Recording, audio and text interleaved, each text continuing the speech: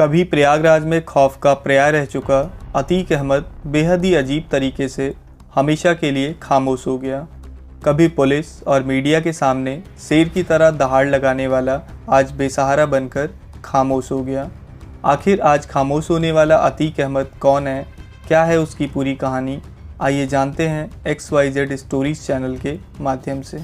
अतीक अहमद का जन्म 10 अगस्त 1962 में हुआ था और 15 अप्रैल 2023 को उसी अतीक अहमद का अंत हो गया।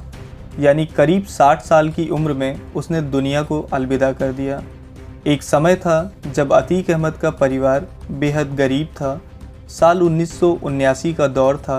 उस समय इलाहाबाद के चकिया मोहल्ले में फिरोज अहमद नाम के एक युवक हुआ करते थे।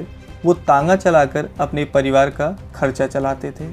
इसी फिरोज अहमद का बेटा पढ़ने में कम, बदमाशी व गुंडागर्दी करने पर ज़्यादा फोकस करता था। अपने इन्हीं कारनामों के चलते अतीक अहमद 10वीं कक्षा में फ़ेल हो गया। लेकिन परीक्षा में फ़ेल होने के बाद अतीक अहमद जल्द ही अमीर और बाहुबली बनने का सपना देखने लगा। दोस्तों, आपको बता दें, अतीक अहमद की उम्र भले ही 17 साल थी, यानी वो अभी नाबालिग था। साल बीतता गया और इधर नाबालिग से बालिग हुआ अतीक अहमद क्राइम की दुनिया में अपना नाम बढ़ाता चला गया और ये अब बाहुबली अतीक अहमद के नाम से कुख्यात है, जो कई महीनों से गुजरात की साबरमती जेल में बंद है।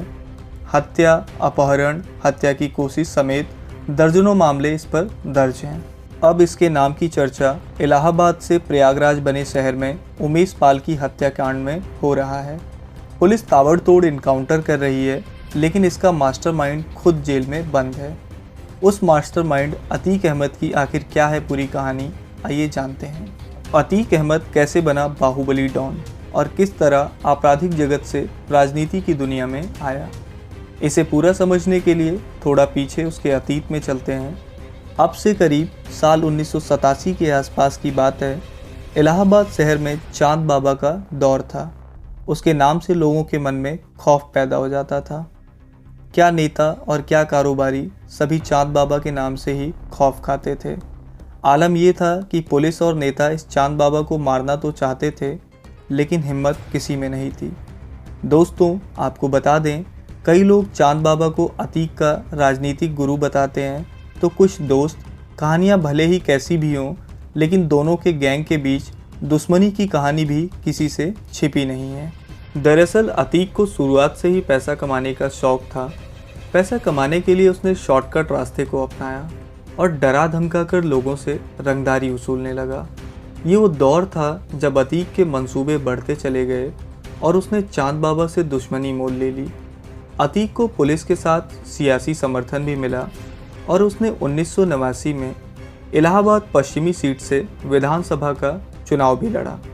यहाँ उसकी सीधी लड़ाई चांद बाबा से थी, लिहाजा दोनों के गैंग के बीच गैंगवार होना शुरू हो गई।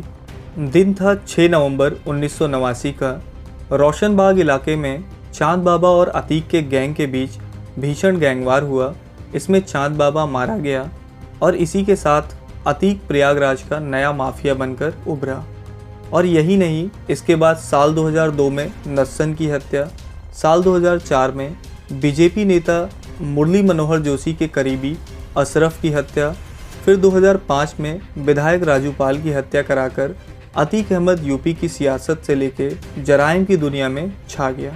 अतीक अहमद ने पहले 3 बार तो निर्दलीय चुनाव लड़कर जीत हासिल की।